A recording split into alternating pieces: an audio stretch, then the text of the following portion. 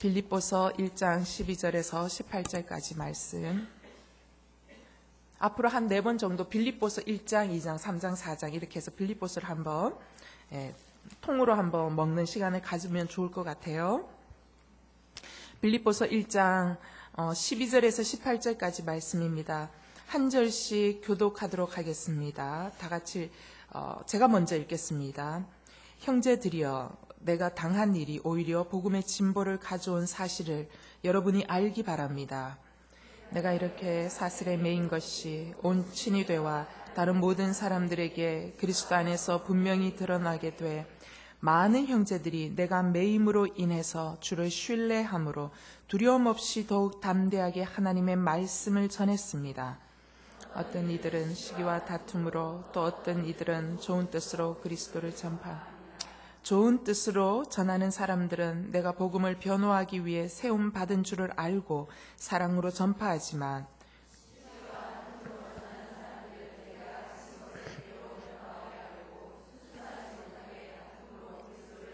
다 같이 읽겠습니다. 그렇지만 어떻습니까? 가식으로 하든 진실로 하든 전파되는 것은 그리스도니 나는 이것으로 인해 기뻐하고 또 기뻐할 것입니다. 아멘. 네. 2명의 남자가 작은 병실에 입원하게 됐습니다. 입원하게 됐는데 2인실 병실에 입원하게 됐는데 한 사람은 이제 폐암 말기 선고로 이제 죽을 날만 기다리고 있는 사람이었고요. 또 한 사람은 디스크가 너무나도 심해서 디스크 이 수술을 받는데 계속 재발돼서 이제 또다시 디스크 수술을 받으면서 병원에 입원해서 꼼짝하지 못하는, 꼼짝달싹 할 수 없는 이제 그런 병원 신세로 이렇게 두 사람이 같은 2인실을 쓰게 됐습니다. 근데 이 디스크 환자가 꼼짝을 못하니까 너무 괴로운데 이 그 폐암 환자가 늘 정기적으로 창밖을 이렇게 바라보면서 창밖을 향해서 이렇게 지그시 한 30분, 또 길게는 1시간 정도 창밖을 바라보곤 했습니다. 그래서 병세로 보자면 폐암 환자가 훨씬 더 절망적이지만 두 사람 중에 그 얼굴을 보면 폐암 환자는 늘 얼굴에 어떤 게 있냐면 기쁨을 간직하고 있었다라는 것입니다. 늘 얼굴에 이 머금고 있는 미소와 그리고 이 여유와 이 기쁨이 이 폐암 환자에게 있었다라는 것입니다. 근데 이 디스크 수술 받은 환자는 늘 속상한 거예요. 너무 힘들고. 그래서 이제 짜증이 가득 차 있는데 하루는 이 디스크 수술을 받은 환자가 무슨 생각을 했냐면 창밖을 이렇게 바라보고 있는 이 폐암 환자가 오늘 또 창밖을 이렇게 바라보고 있길래 디스크 수술 환자가 이렇게 물었습니다. 도대체 창밖에 뭐가 보이길래 그렇게 매일 그렇게 창밖을 이렇게 지그시 바라보고 있냐고. 뭐가 보여요 지금?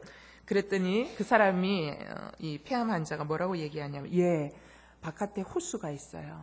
호수가 있고 그 위에 백조가 이렇게 호수 위에 이렇게 둥둥둥둥 떠다니고 있습니다. 그리고 호수 옆에 이렇게 초록 잔디밭이 이렇게 좀 있고 하늘은 되게 파랗고 굉장히 좋습니다. 아름답습니다. 그리고 그 옆에 호수 곁에서 애들이 이렇게 몇 명이 뛰어다니는 모습이 보이네요. 하면서 그렇게 이야기를 해줬어요. 그랬더니 이 말을 듣고 있던 이 디스크 수술을 받은 이 환자가 화가 나기 시작했어요. 그러면서 이 환자는 무슨 생각했냐면 저 폐암 환자가 저렇게 얼굴에 저렇게 미소가 있고 기쁨이 늘 있는 까닭은 저 침대가 창문 곁에 있어서 좋은 광경을 보고 있어서 그렇다라고 이제 생각을 하면서 정말 같은 돈 내고 2인실 쓰는데 누구는 창밖 자리 차지하고 운 좋아서 자기는 재수 없어서 이쪽으로 이 화장실 곁에 있는데 여기에 이렇게 있다고 생각하면서 차별 대우받는다 생각하니까 아픈데 더 화가 치밀어 오르는 거예요. 화가 막 치밀어 오르면서 생각하는 거예요. 무슨 생각? 저놈의 폐암 환자가 죽으면 내가 저 자리로 빨리 얼른 건너가서 차지해야지라고 생각을 하면서 이제 시간이 흘러갔습니다. 근데 하루는 밤새 이 폐암 환자가 환절기가 되면서 이게 너무 숨을 못 쉬고 너무 괴로워하고, 그리고 밤새 이게 기침을 하는데 너무 괴로워하는, 기침도 제대로 못하면서 너무 괴로워하는, 너무 시끄러운 거예요. 몸도 괴로운데 밤새 너무 시끄러운데, 근데 어느 순간 이렇게 조용해졌어요. 이 사람이 이제 디스크 환자가 잠깐 이제 단잠을 잤어요. 잠깐 단잠을 자고 일어나 보니까 정말 옆에 보니까 폐암 환자가 자신의 기대대로 세상을 떠나는 거예요. 그래서 이제 죽은 거예요. 옆 침대가 조용해서. 그래서 이제 그 환자가 이제 실려서 나가고, 그리고 이제 그 병실 이제 정리하고 있을 때 간호사가 다시 와서 이 환자에게 뭐라고 묻냐면 이렇게 묻습니다. 혹시나 좀 꺼림칙하시면 저희들이 병실을 옮겨드리려고 하는데 병실 옮기실 생각이 있습니까? 라고 물었습니다. 그랬을 때 이 디스크 수술 환자가 뭐라 그러냐, 아니요, 병실 옮기는 거는 괜찮고요, 침대나 옮겨주세요. 저는 저 창가에 좀 있으면 좋겠습니다. 창가로만 옮겨주시면 괜찮습니다. 라고 얘기를 했어요. 그래서 드디어 이제 이 환자가 창문 곁으로 가서 이제 이 침대를 옮기게 되는 거예요. 그래서 이제 창문 곁에 가가지고 자기가 이제 못 움직이잖아요. 못 움직이는데 어금니를 깨물고 어떡하든지 도대체 이 창문 바깥에 뭐가 있을까 싶어가지고 어금니를 꽉 깨물고 창문 밖을 이렇게 내다봤어요. 여러분, 창문 밖에 뭐가 있었을까요? 예? 맞춰보세요. 네. 창문 밖에 아무것도 없는 거예요. 그냥 회색 단만 있는 거예요.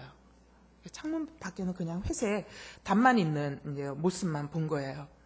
그제서야 이 사람이 무슨 생각이냐. 아, 폐암 환자가 기뻤던 거는 그 사람이 바깥에 좋은 경치 때문도 아니고 어떤 상황과 환경 때문에 기뻤던 것이 아니라 이 사람은 절망적인 상황 가운데서도 굉장히 창조적으로 그 상황을, 기쁨을 창조적으로 상상하면서 선택했구나라는 것을 발견하게 되었다라는 것입니다. 그제서야 이 폐암 환자가 늘 얼굴에 미소가 있었던 것은 이 사람은 기쁨을 선택한 사람이었다라는 것을 깨닫게 되었다라는 것입니다. 여러분, 오늘 여러분 읽으셨던 빌립보서의 별명이 뭔 줄 아세요? 그죠? 예, 여러분 잘 알고 계시네요. 예, 기쁨의 서신이라 그래요. 빌립보서는 기뻐하라는 말이 계속 반복돼서 나오거든요. 그래서 빌립보 서신의 별명은요, 기쁨의 서신이다라고 그럽니다. 여러분, 근데 이 빌립보 이 서신의 별명이 기쁨의 편지지만 사실 사도 바울이 빌립보서를 쓸 때의 상황은 그닥 기뻐할 수 있는 상황은 아닙니다. 여러분도 잘 아시다시피 빌립보서는 뭐예요? 옥중 서신이에요. 감옥에 갇혀서 쓴 편지가 빌립보서라는 것입니다. 바울이 어떻게 하다가 감옥에 갇혔냐면 바울이 1차 전도여행, 2차 전도여행, 3차 전도여행을 합니다. 이제 3차 전도 여행을 하면서 늘 마음속에 뭐가 있냐면 내가 로마로 가야지. 로마로 갔다가 마지막에는 그때 시절에 세상의 땅끝이라고 생각했던 게 서바나, 스페인이 세상의 땅끝이라고 생각했습니다. 그 시절 사람은. 그래서 내가 땅끝까지 가서 복음을 전해야 되겠다라는 소망이 늘 이 사도 바울 안에는 있었어요.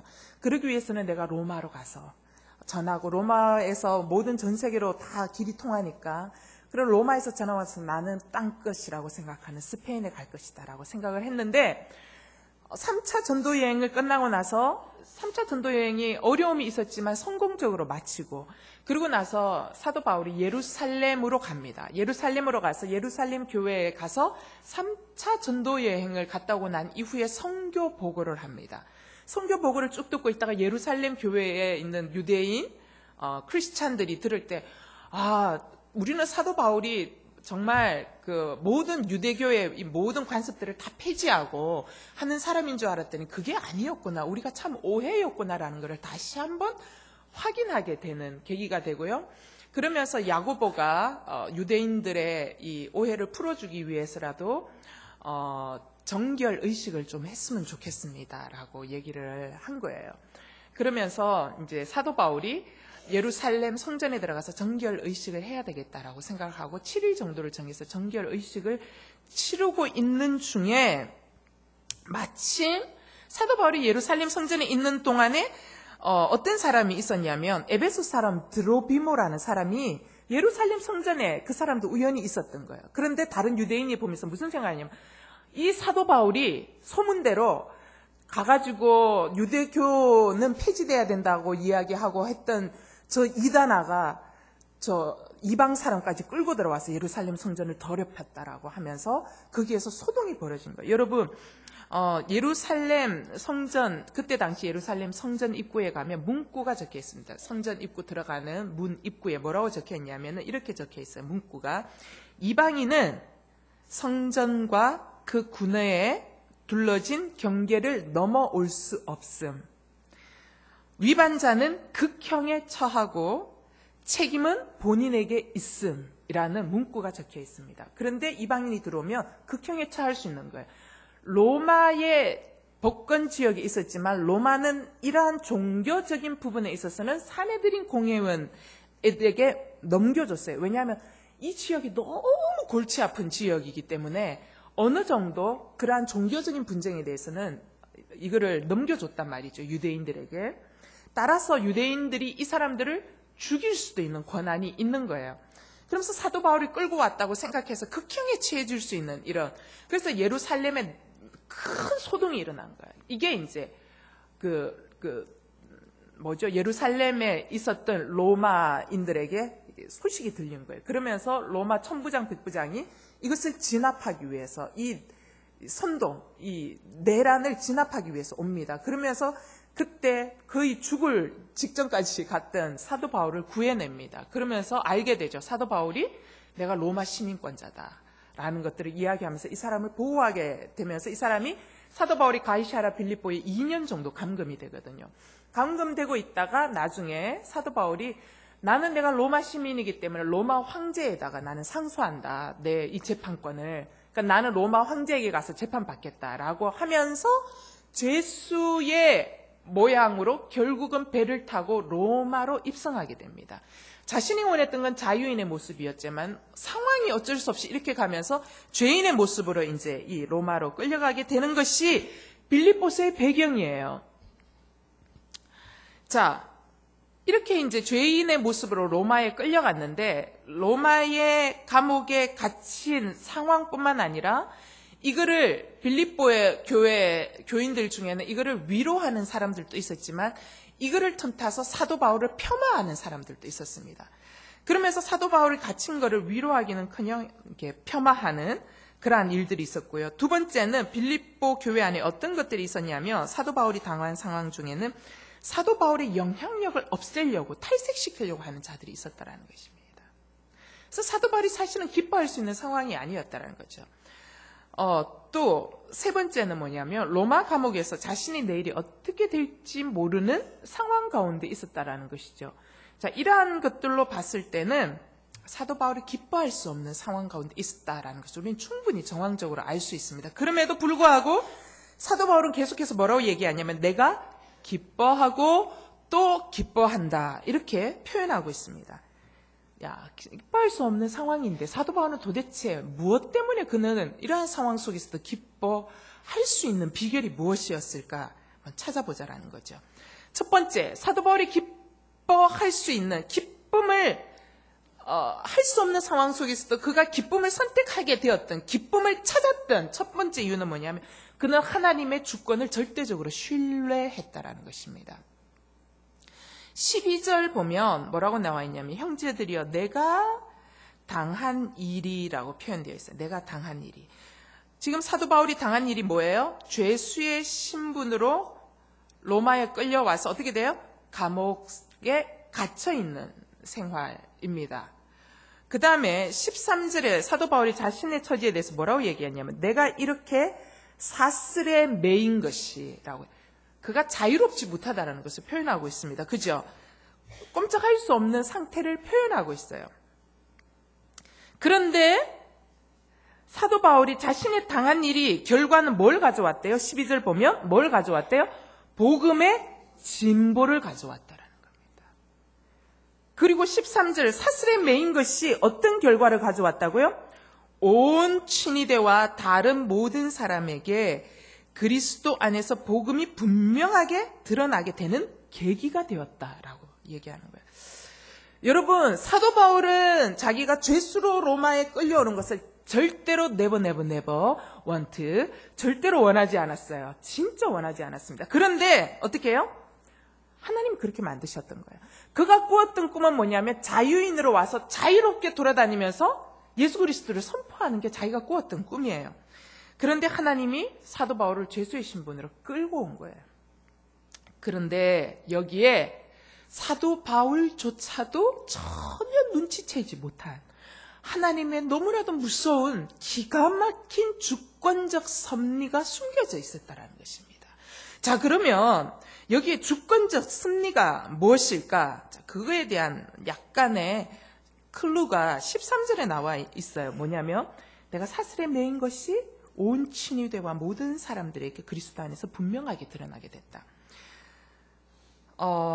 여러분, 사도 바울이 로마 시민권자이기 때문에 가이사에게 상소하려면 이제 기다려야 되는 거예요.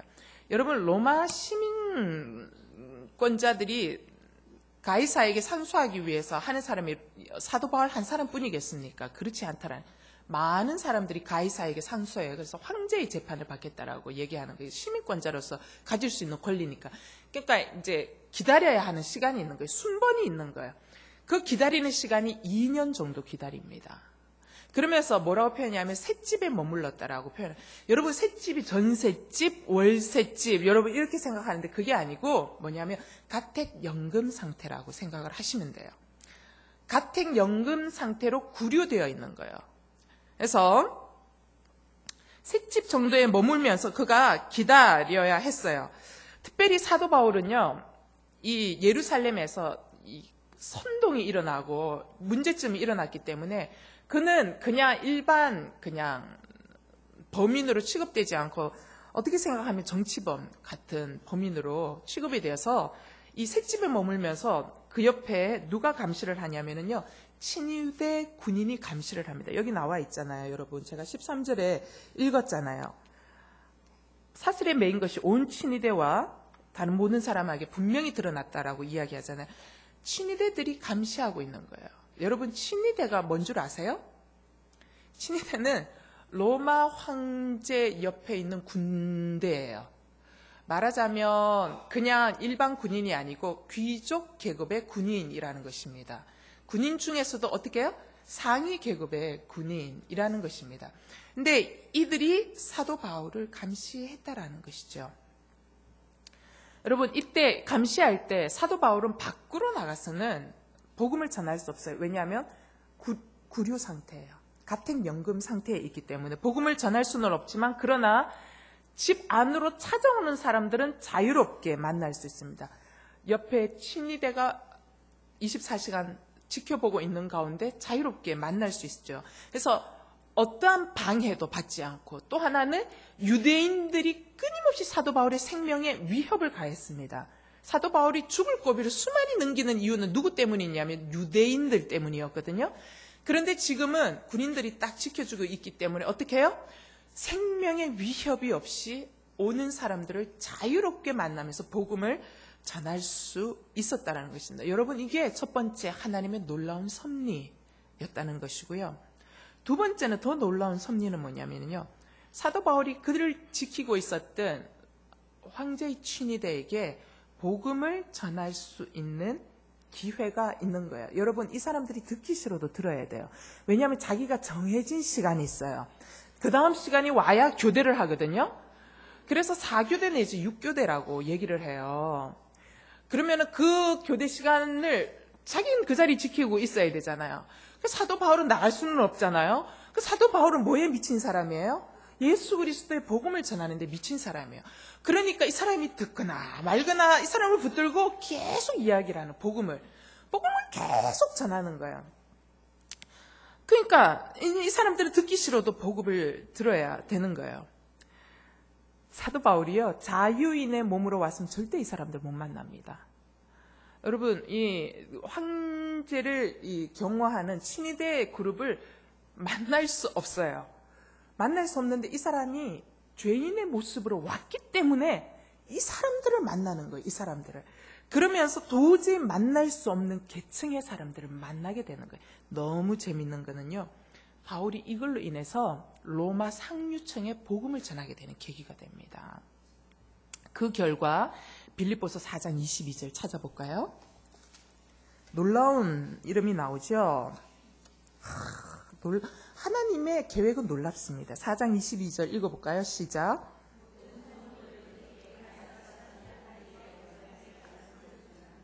여러분, 모든 성도들, 특히 뭐예요? 가이사 집안사, 여러분, 가이사 집안 사람들, 이게 한글로 나와 있으니까 그냥 읽잖아요. 이게 보통 문구가 아니에요. 이건 뭐예요? 가이사가 누구예요? 황제예요. 로마 황제. 로마 황제 집안의 사람이라는 건 뭐예요? 황제 가족이라는 거예요. 친인척 관계라는 거예요. 그 사람들이 어떻게 해요? 여러분에게 안부를 전해요. 이게 어떻게 생겨난 일이냐는 것이죠. 여기에 놀라운 하나님의 섭리가 있다라는 것입니다.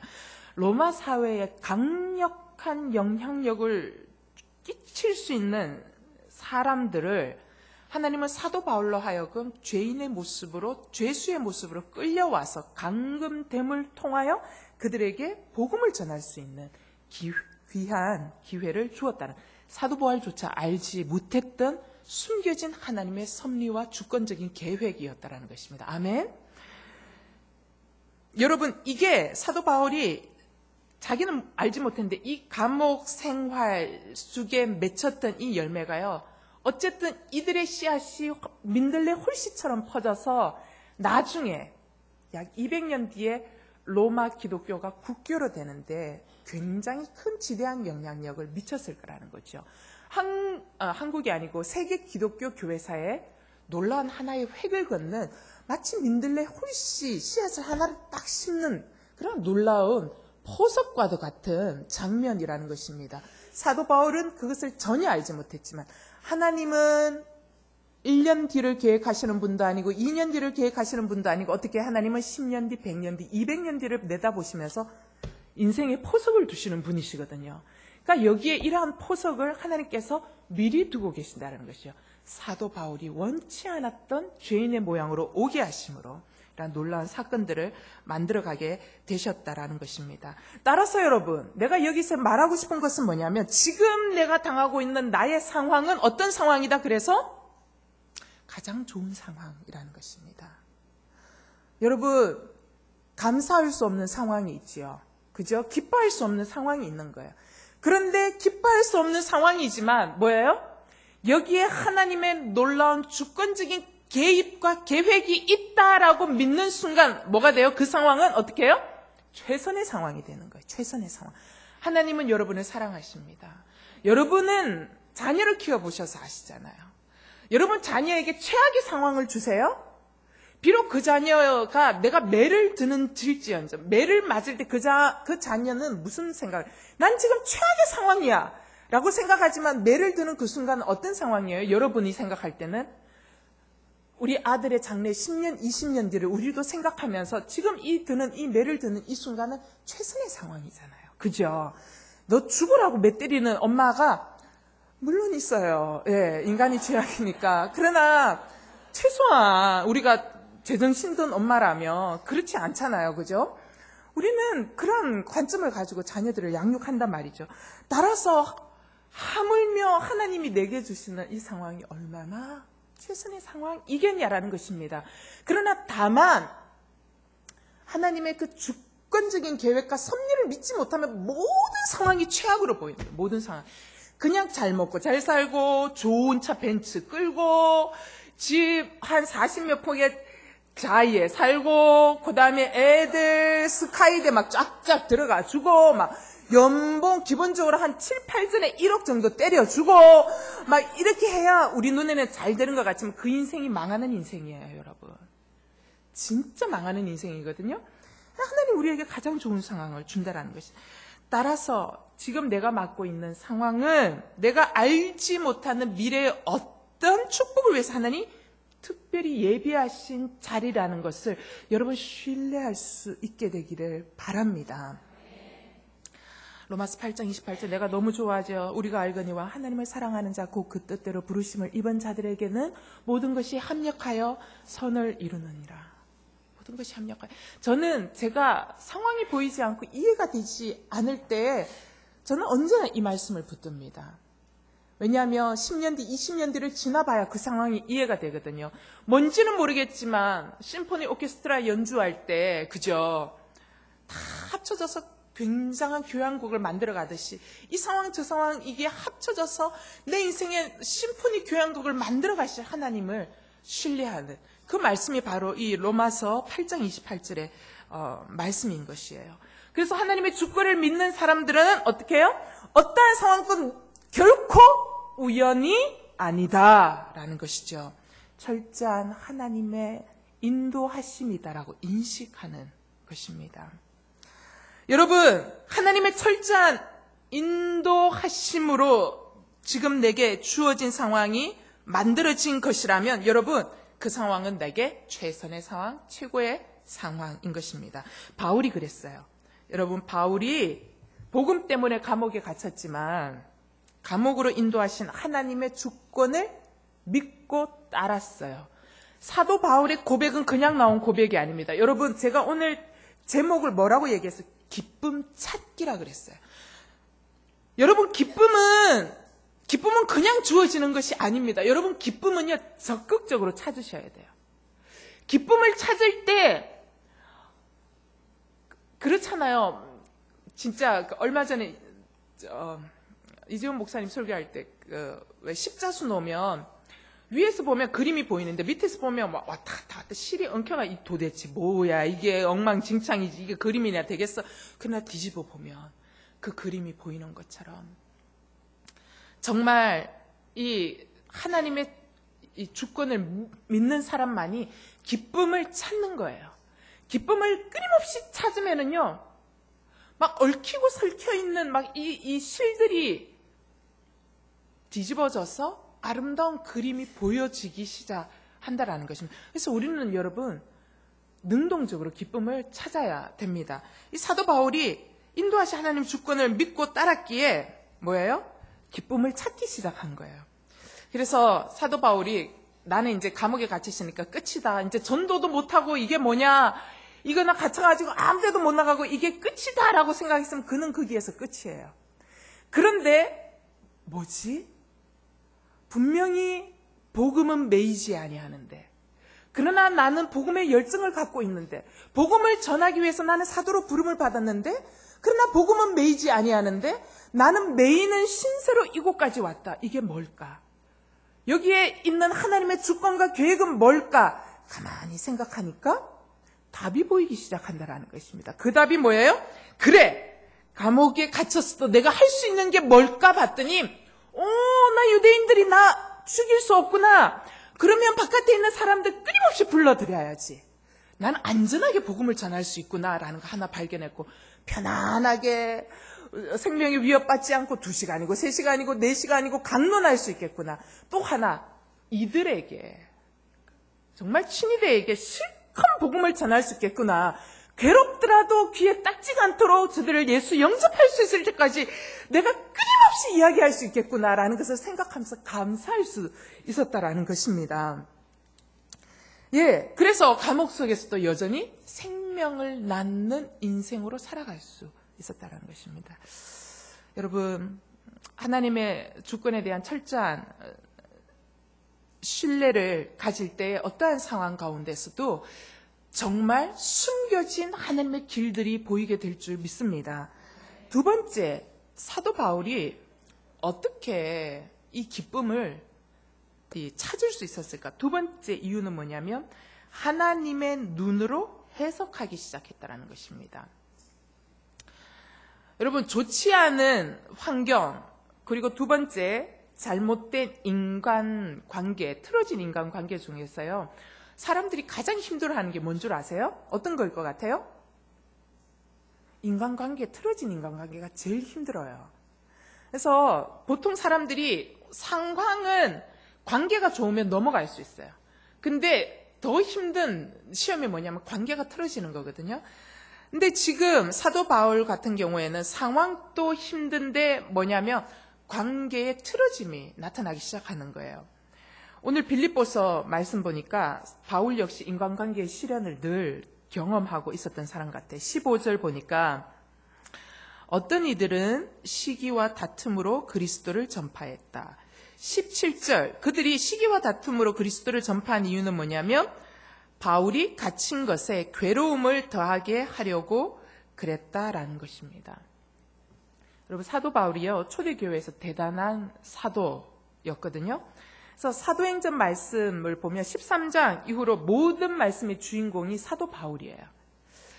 그래서 사도 바울의 이 전도 여행의 행적이 상세하게 기록되어 있습니다.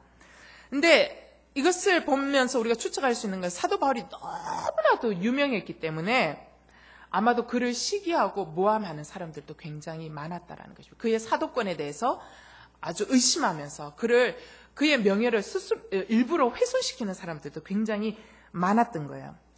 근데 특별히 지금 사도 바울이 감옥에 갇히는 것을 계기로 이 빌립보 교회 안에서 어떤 사람이 나타나기 시작했냐면 사도 바울만 뭐 큰 일꾼인 줄 아냐. 나도 굉장히 큰 일꾼이다.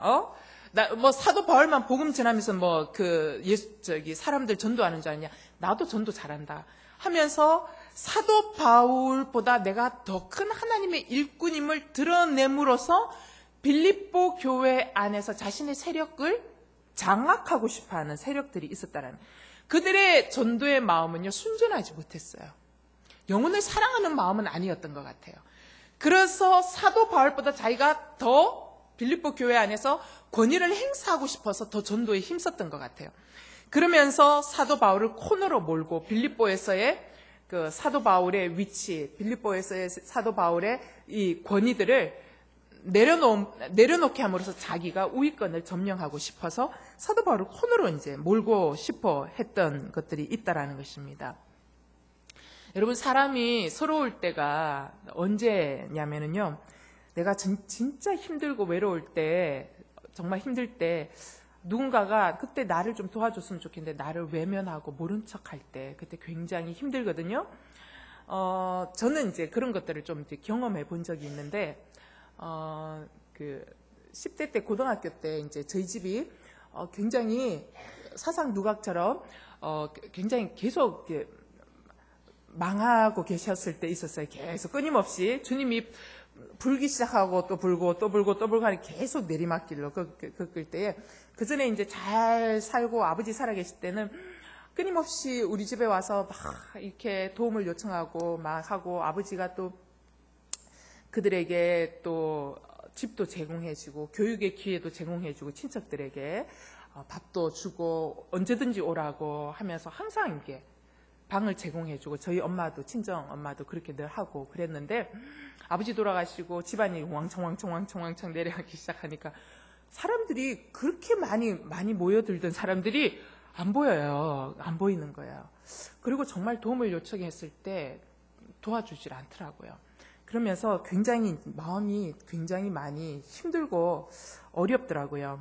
그래서 참 되게 서럽다라는 생각을 했거든요. 그런데 이 사도 바울 같은 경우에는 자신의 잘못이 아니지 않습니까? 자신의 잘못이 아님에도 불구하고 감옥에 갇혔으니까 사도 바울에는 특별히 더 위로와 격려가 필요하단 말이죠. 그런데 위로와 격려가 필요할 때에 오히려 사도 바울에게 가슴에 상처를 주는 이 무리들이 있었고, 그랬을 때 사도 바울의 마음이 얼마나 힘들었겠냐라는 것입니다. 우리가 충분히 이해할 수 있는 거죠. 그런데 사도 바울의 이 고백이 너무너무 놀라운 거예요. 18절 말씀 보니까 사도 바울이 뭐라고 고백하냐면요, 이렇게 고백해요. 가식으로 하든 진실로 하든 전파되는 것은 그리스도니 나는 이것으로 인해 기뻐하고 또 기뻐할 것입니다.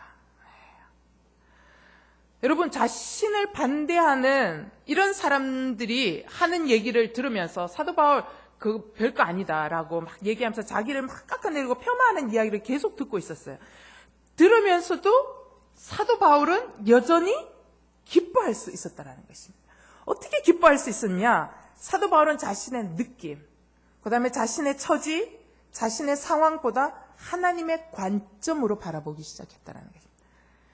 그래서 사도 바울은 자기를 힘들게 하고 시기하고 힘들게 하고 복음을 전하는 사람들을 오히려 하나님의 관점에서 크게 바라봤어요. 크게 바라봤더니 오히려 기뻐할 이유가 보이기 시작하는 거예요. 그 기뻐할 이유가 뭐였냐면, 내가 갇혀 있어서 바깥에 나가서 복음을 못 전하니까 하나님이 저들의 마음 가운데 시기케 하셔서 저들이 내 대신 복음을 전하는구나라고 해석하기 시작했다라는 거예요. 해석의 은혜가 임했다라는 것입니다. 여러분, 하나님의 관점에서 모든 사건들을 바라보기 시작하면은요, 해석의 은혜가 임합니다. 아멘. 해석의 은혜가 임하면은요, 기쁨을 찾을 수가 있어요. 여러분, 성령이 내게 임했다라는 또 하나의 사인은 뭐냐면, 성령이 내게 임하면 마음속에 기쁨과 평강이 찾아오고요. 기쁨과 평강이 찾아오는 가장 근본적인 이유는 뭐냐면 해석의 은혜가 임하는 거예요. 해석의 은혜. 그래서 자녀가 막 상처 주고, 자녀가 내가 원하는 방향대로 가지 않고 자녀가 오히려 막 사고를 쳐요. 그러면 굉장히 힘들잖아요. 그런데 해석의 은혜가 임하면 어떠한 마음이 드냐면 이런 마음이 드는 거예요. 아, 하나님이 내게 기도할 수 있는 시간을 주시기 위해서 자녀를 저렇게 만드시고 계시는구나. 아니면 내가 다른 것에 너무 바쁘다 보니까 자녀를 위해서 축복할 기회가 없어서 저 자녀의 어려움을 통해서 저 자녀를 축복하도록 특별한 시간을 주시려고 하는구나라는, 세상 사람들이 보면은 기가 찰 그러한 해석이 우리 안에 일어난다라는 것입니다. 사도 바울 안에 이러한 해석이 일어나는 거죠. 여러분, 우리가 많은 경우에 인간관계 가운데 상처를 받는 많은 이유 중에 하나가 뭐냐면요, 모두들 내 입장과 내 느낌과 내 상황만을 생각하고 해석할 때 상처가 일어난다라는 것입니다. 여러분, 어떤 사람을 만나면요, 만날 때마다 퉁명스러운 사람이 있어요. 저도 그런 분을 만난 경험이 되게 좀 자주 있어요. 근데 퉁명스러운 데다가 제가 만난 그분은 언제 어느새 화를 낼지 모르는 사람이에요. 그래서 만날 때마다 늘 이 촉을 세우고 있어야 돼요. 이제 그런데 하나님이 그런 사람하고 일하라고 꼭 붙여두시는 시간이 있으세요. 그래서 꼭 붙여두시는데, 아, 진짜 제일 처음에는 이제 그 자매의 퉁명스러운 태도 때문에 내가 이제 마음속에 무슨 생각이, 저분이 내가 그렇게 싫은가? 라는 생각을 하게 됐어요.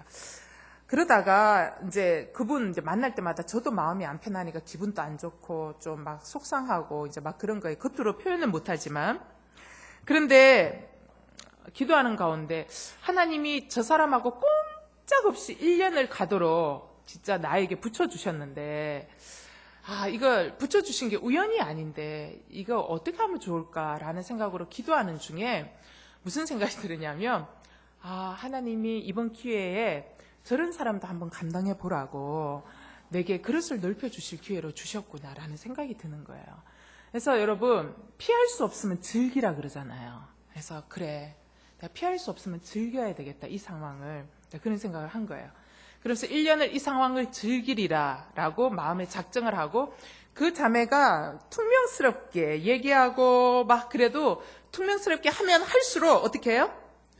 더 많이 위로해주고 더 많이 웃어주고, 더 많이 찾아가주고 더 많이 만나주고 더 많이 밥도 사주고 막 그랬어요.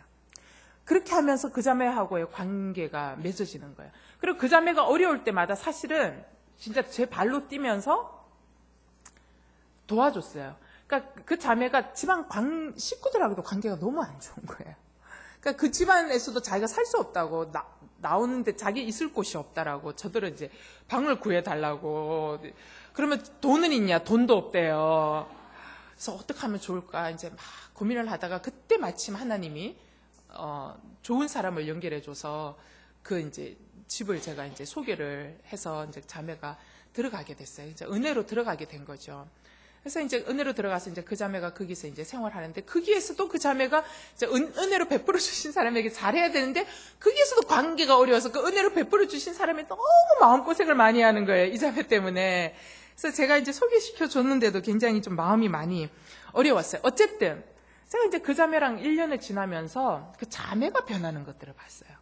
근데 그 자매가 변하는 크기보다 누가 더 많이 변했을까요? 여러분? 제가 더 많이 변했어요.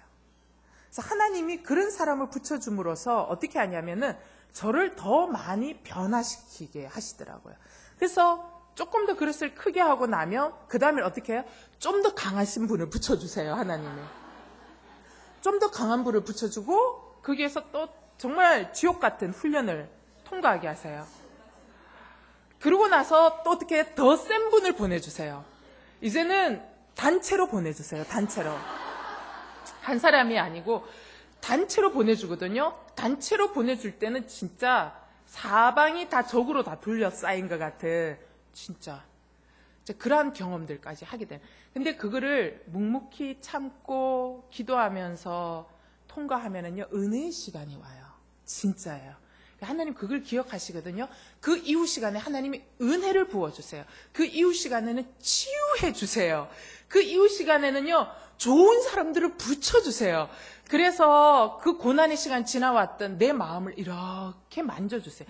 도닥여주세요. 수고했다고. 이제는 쉬어도 된다고. 그런 시간들이 오거든요. 근데 중요한 건 뭐냐면 그 시간을 통해서 제가 더 많이 변해지더라는 것입니다. 여러분, 말씀을 좀 마무리하고자 합니다. 여러분, 사람들은요, 누구나 자기가 좋아하는 사람들, 자기하고 맞는 사람들하고만 있으려고 하는 경향이 있어요. 그죠? 맞죠? 근데 살다 보니까 그렇게 됩니까? 안 됩니까? 가장 그 특별적인 얘가 남편을 만난 거잖아요. 예, 여러분, 남편을 만나니까 남편이 잘 맞아요? 여러분, 안 맞아서 만난 거예요. 예, 나와 다르기 때문에 매력을 느낀 거잖아요. 그래서 남편을 만난 거예요.